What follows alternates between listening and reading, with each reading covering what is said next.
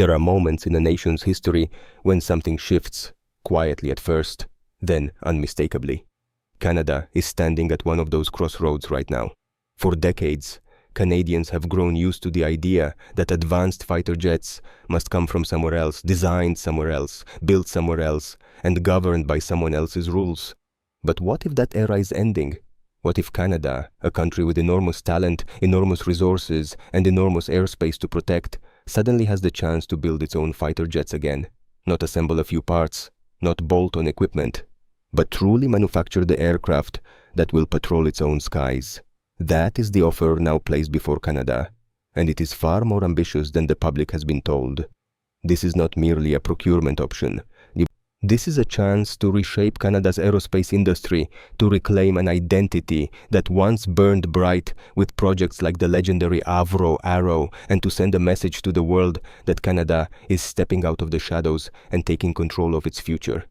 Imagine a Canada where fighter jets are not flown into Canadian bases after months of waiting, but rolled out of Canadian hangars, designed, assembled, tested, and maintained by Canadian workers. Imagine a factory in Ontario, Alberta, or Quebec, where engineers in winter jackets walk across spotless floors, adjusting digital schematics on giant screens. Imagine wings laid out on reinforced tables, avionics modules being calibrated with precision tools, and crews of young technicians learning skills that keep them in Canada instead of losing them to jobs abroad. That is the vision, a complete end-to-end production and maintenance ecosystem on Canadian soil. For generations, Canada has depended heavily on foreign supply chains. Engines built overseas, electronics built overseas, software written overseas. Every upgrade required permissions. Every spare part required contracts. Every maintenance cycle was subject to someone else's approval schedule. Canada never fully controlled its own fleet. It operated jets, but did not own the means to sustain them. And in a world that is becoming more unstable, that model is no longer good enough. The Swedish proposal disrupts this entire pattern. It offers something Canada has not had in decades: full industrial sovereignty, not partial assembly, not token offsets, a real, functional, long-term aerospace manufacturing cluster built for Canada, inside Canada, and staffed by Canadians. This would mean the construction of a complete factory capable of producing wings, avionics, fuselages, wiring systems, radar components, and final assembly units. It would mean that Canadian provinces, often overlooked in global supply chains, could become central hubs in the creation of advanced military aircraft. Picture the scene more clearly: a Canadian facility with intelligent robots welding precise seams along a future fighter's airframe. Technicians installing sensors, radar arrays, and flight computers. Engineers analyzing digital diagnostics to refine the aircraft's capabilities. A workforce that grows season after season, building not just planes, but generational knowledge. A place where innovation does not need to be imported, because it is developed locally by Canadian minds. This is not a fantasy. This is a blueprint that already exists and has been executed in Brazil and other nations that partnered with Sweden. But for Canada, the scale would be even greater. And for Canada, this is more than technology. It is pride. The idea that Canada could once again step into the world of high-performance aerospace, not as a dependent buyer, but as a builder, resonates deeply. Canadians know their history. They know the Arrow was ahead of its time. They know that the country once had the potential to lead the world in aviation.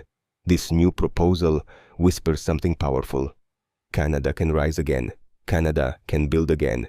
And this time, no one will pull the plug. Operationally, the benefits match Canada's geography perfectly. Canada's territory is vast, stretching across freezing Arctic zones, remote runways, unpredictable storms, and long-distance patrol requirements. A modular fighter designed for harsh conditions, quick maintenance turnarounds, and dispersed basing aligns directly with what the Royal Canadian Air Force needs. A system that does not require massive concrete infrastructure. A system designed to operate from simple runways. A system optimized for flexibility, self-reliance, and quick response times across the second largest country on Earth. But the true game changer is this. A homegrown production capability means Canada can upgrade its aircraft on its own timeline. New sensors, install them locally. New software, write it locally. New mission data, program it locally. No approvals from foreign governments, no waiting for international supply chains, no vulnerability to export restrictions. This is what sovereignty actually looks like, not just in political speeches, but in the day-to-day reality of aircraft readiness. And if Canada builds jets at home, the ripple effect is massive. Thousands of skilled jobs across multiple provinces, a resurgence in aerospace education at Canadian colleges and universities, a wave of innovation that spills into civilian industries, materials, robotics, simulation technologies, and advanced electronics. Instead of sending billions overseas, Canada would invest in itself. Money stays in the Canadian economy. Talent stays in the Canadian workforce. A new generation grows up believing that building advanced aircraft is something Canadians do, not something they only buy. From a global perspective, the implications are just as large. Nations that control their own aerospace production hold a different kind of leverage. They negotiate differently, they operate differently, they are respected differently. If Canada becomes a builder, not just a buyer, it sends a message to allies and competitors alike. Canada is no longer content to outsource its future. Canada intends to shape it. This is the first chapter of a story that could define Canada's next 50 years. A story about reawakening a sleeping giant of innovation. A story about a country rediscovering what it can do when it trusts its own talent. A story about a nation deciding that the sky above its territory should be protected by aircraft carrying not just a Canadian flag, but Canadian craftsmanship on every panel, every bolt, every line of code. The question now is simple, but historic. Will Canada choose to build? As Canada explores what this transformation could mean, the scale of the opportunity becomes even more clear. Building fighter jets domestically is not just a matter of having a factory. It is the foundation of a generational industrial shift, one that changes how Canadians think about their own capabilities. For decades, the narrative has been that Canada is a consumer of advanced defense technology, not a producer. But many Canadians have quietly disagreed with that assumption, remembering a time when Canadian aerospace engineering rivaled the world's best. This proposal reignites that legacy. If Canada commits to this path, it would gain access to a full spectrum of technical knowledge: software architecture, aerostructure integration, radar engineering, advanced avionics, flight control systems, sensor fusion, and high-performance materials. In today's defense environment, having such knowledge inside your own borders is worth more than any single aircraft purchase. It is the key that unlocks independence. It gives a nation the freedom to innovate without waiting for external approval. That is why the Swedish model stands out. Unlike traditional defense suppliers, Sweden does not seek to create dependency. Its philosophy, shaped by decades of neutrality, limited resources, and a commitment to self-reliance, is to design systems that nations can manage themselves. Gripen was built with the idea that even a mid-sized country should be able to maintain, upgrade, and improve its own aircraft without foreign bottlenecks. This is exactly the kind of model that resonates with Canadians, who value autonomy yet understand the importance of strong alliances. A deeper look shows how strongly this aligns with Canada's geography and defense posture. Canada does not need a fighter built for distant expeditionary wars. It needs a fighter built for sovereignty enforcement, Arctic patrols, coastal security, rapid scramble capability, and reliable performance across extreme climates. It needs a system that can launch from remote runways, operate in freezing temperatures, and return to service quickly with manageable maintenance. A modular aircraft with distributed basing principles fits Canada's needs far more naturally than platforms designed for massive centralized air bases. This is where Canadians often feel misunderstood by larger countries. Canada's air defense requirements are unique. No other NATO country guards an Arctic frontier of this magnitude. No other allied nation must secure such vast stretches of wilderness with relatively limited personnel. And no other country combines such a large geographic footprint with a deep cultural expectation of quiet, dependable national defense rather than flashy power projection. A fighter program that recognizes these realities is not merely helpful, it is essential. The economic impact is another core element Canadians would feel immediately. A domestic jet building program could stimulate thousands of jobs in engineering, machining, composite fabrication, avionics integration, software development, logistics, and testing. These positions wouldn't be temporary. They would form a sustainable ecosystem lasting decades. Universities and colleges would expand aerospace programs. Apprenticeships would thrive. Local suppliers in provinces across the country would receive steady contracts. The aerospace sector, after years of being overshadowed by US giants, would surge back to life. The effect would ripple outward. New tech clusters would emerge. Startups would form around simulation systems, material science, robotics, and advanced digital manufacturing. Canada's civilian aviation sector, already respected worldwide, would also benefit from the influx of new expertise and infrastructure. And perhaps most importantly, young talent would see a future at home rather than feeling compelled to move to Silicon Valley, Seattle, or Europe. For many Canadians, the possibility of reversing the long-standing brain drain is deeply emotional. This project speaks directly to that aspiration. Viewed from a geopolitical angle, the implications are just as significant. Countries that control the production of their own fighter jets instantly gain a new level of diplomatic capital. They become contributors to allied strength, not just participants. They gain leverage in procurement negotiations. They are no longer dependent on the timelines or political preferences of foreign suppliers. For Canada, this means standing taller in NORAD, in NATO, and in all international defense partnerships.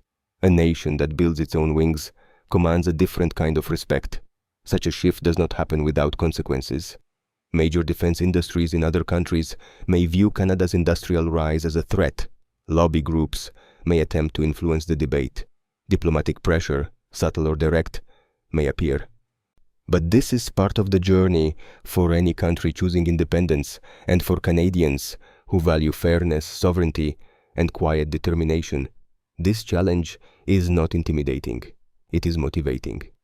One key lesson from Sweden's partnership with Brazil demonstrates what Canada could achieve. Brazil did not simply purchase a fleet, it established a domestic aerospace capability that will last for generations. Hundreds of engineers were trained, factories were built, entire sectors modernized. Today, Brazil is not just operating a fighter, it is co-developing one. Canada, with its significantly stronger industrial base, could go even further. And here is where the emotional core of the story touches Canadians most deeply. Canada has done this before. Canadians remember being capable of world-leading aerospace innovation. They remember the arrow. They remember what it felt like to be on the cutting edge. There is a quiet belief across the country that this potential was never truly lost. It was simply never given another chance. The Swedish offer is not just a contract. It is a second chance at something Canada once dreamed of. This is why Canadians who hear about this proposal often react with renewed energy. Why aren't we doing this already? It aligns with Canadian values: competence, reliability, collaboration, and self-respect. It aligns with Canadian strategic needs: Arctic capability, sovereignty, and independence within alliances. And it aligns with Canadian identity, a nation that builds, improves, innovates, and quietly excels. Yet to seize this opportunity requires clarity of purpose. Political leaders must recognize that this is not a short-term procurement project, but a generational investment. It requires predictable funding, long-term planning, and a commitment to building the workforce that will support the program. It requires coordination between provinces, industries, and educational institutions. And it requires the courage to acknowledge that Canada is capable of more than it has been allowed to believe. If this commitment is made, Canada will enter a new era, one where its aerospace sector rises, its Arctic is better protected, its alliances are strengthened, and its economic future becomes more secure. It is a moment that asks Canada not just what it needs today, but what it wants to become tomorrow. A buyer or a builder, a follower or a leader, a nation defined by past cancellations, or one defined by new creations. Canada has the answer within reach. As Canada looks forward, the choice ahead becomes more than a matter of defense budgeting or procurement preference. It becomes a moment of identity. For years, Canadians have watched other nations shape the global aerospace landscape, while Canada, with all its intelligence, stability, and resources, remained on the sidelines. The truth is simple. Canada has everything it needs to become a builder again. The question now is whether Canada believes in its own potential enough to seize it. Any decision to establish domestic fighter jet production will demand courage. It will require confronting the inevitable challenges that come with the birth of a new industrial age: skilled labor shortages, political debates, cost fluctuations, regulatory complexities, and the steep learning curve of high-performance aviation. But every country that has built its own aerospace capability began exactly this way, including Sweden, including Brazil, including nations far smaller or less developed than Canada. The path has never been easy, but it has always been transformative. Canadians understand this. They understand that great nations are not defined by their obstacles, but by their willingness to overcome them. And Canada's history is full of examples where the country rose higher than anyone expected, building transcontinental railroads across unforgiving terrain, establishing world-leading peacekeeping standards, creating some of the most respected universities in the world, and contributing innovations in science, medicine, and engineering that have shaped entire industries. Why should aerospace be any different? A fighter built in Canada would bring more than strategic advantage. It would bring dignity, pride, a sense of authorship over the tools that guard the world's second-largest national airspace. It would send a message that Canada no longer waits for others to define its capabilities or limitations. Instead, Canada builds what it needs on its own terms. For decades, Canadians have had to accept a quiet paradox. One of the most peaceful, stable, and resourceful democracies on the planet has rarely controlled the means to defend itself independently. Despite having the talent, the land, the education systems, and the industrial capacity, Canada relied on foreign production for the aircraft that protect its sovereignty. But that era can end. A Canadian-built fighter is not a dream, it is a decision. And that decision carries enormous geopolitical weight. A Canada that builds its own fighter jets becomes a Canada with influence, not just partnership. It would elevate Canada's standing in NATO, accelerate its relevance in Arctic strategy, and increase its credibility as a nation capable of advanced technological leadership. Allies would see Canada not only as a contributor, but as a cornerstone, a country that invests in shared capability and stands ready to support continental defense not only with money, but with manufacturing and innovation. This matters enormously in an era when Arctic security is no longer theoretical. The North is changing. Great powers are turning their eyes there, ice routes are shifting, and sovereignty patrols are becoming more essential. A fleet of jets designed, upgraded, and maintained in Canada would give the country unprecedented control over its northern skies. Mission data could be managed domestically. Sensors optimized for Arctic conditions could be developed on Canadian timelines. The aircraft could evolve with Canada's needs rather than foreign priorities. This is how a nation secures its future, not by relying on what others will allow, but by building what it requires. But beyond all strategic considerations, there is a deeper emotional current running beneath this proposal. Canadians have long lived with the legacy of the arrow. It remains one of the most defining what-ifs in Canadian history, a symbol of what the country could achieve when it believed in itself, a reminder of how quickly potential can be lost when vision is abandoned. Many Canadians feel, quietly but deeply, that something was taken from them, not just a project, but a sense of possibility.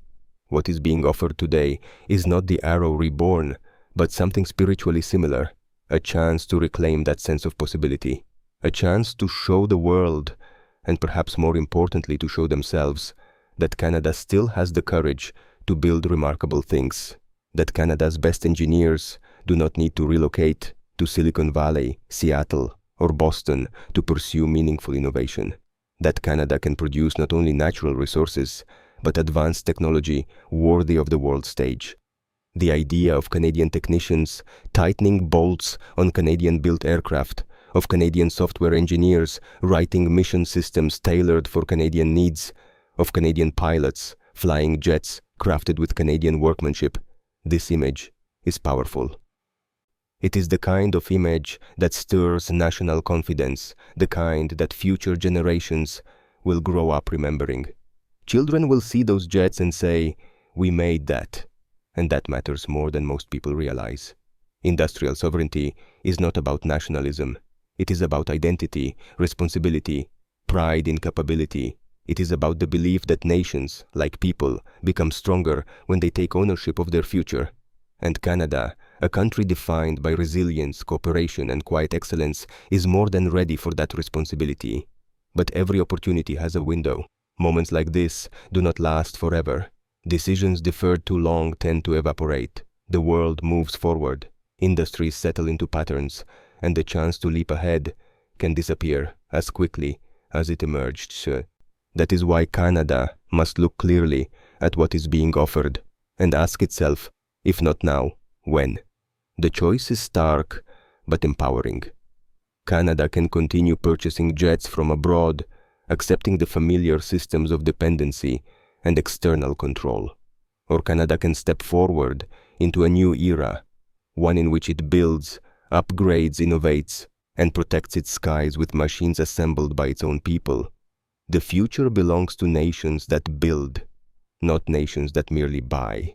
And Canada, with its intelligent workforce, vast airspace, and quiet strength, is fully capable of being one of those nations. The only question left is whether Canada is ready to believe in the full measure of its own potential. Because when a country builds its own wings, it doesn't just defend its skies, it defines its destiny. Thank you for watching and for being part of this growing community of Canadians who care about aerospace sovereignty and the future of our country. If you found this video thought-provoking or inspiring, please take a moment to hit the like button and subscribe to the channel. It helps us reach more Canadians who want deeper, smarter conversations about our national capabilities and the choices that will shape the next generation. I'd love to hear your thoughts, because your voice truly matters here. Do you think Canada should build its own fighter jets again if the opportunity becomes real?